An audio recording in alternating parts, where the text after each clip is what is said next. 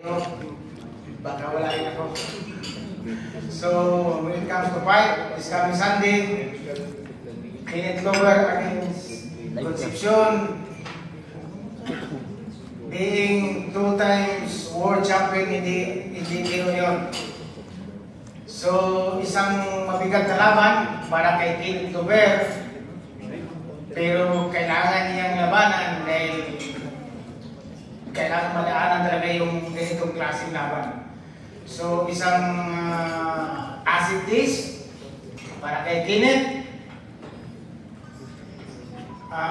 God willing sa mga plano, Kenneth might be fighting a world title fight next with the help of our partner, Camila Promotion, Winford, Playtime, One Sports. Sa lahat ng mga bumuo nito, wala kayo, mahirap mag-organize itong event. And to all my boxing fans, thank you so much. Sana hindi kayo magsawa. At magandang umaga po sa ating lahat.